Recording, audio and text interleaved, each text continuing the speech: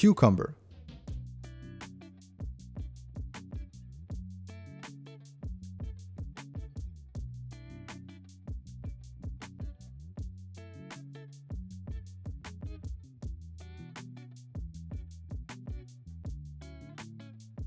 Now here's one I cut in half. Make sure yours is firm, containing skin that's dark green with no yellow spots. First, I'll begin to peel, laying the cucumber on the board and rotating as I go.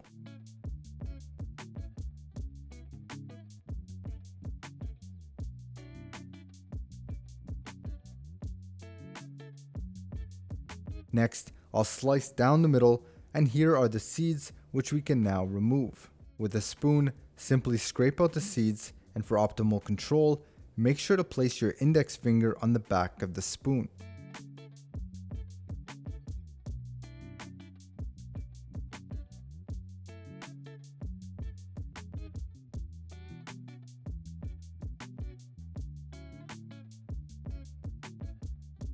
This also makes for a beautiful presentation when slicing, as you end up with these crescent-shaped cuts. And that is our cucumber.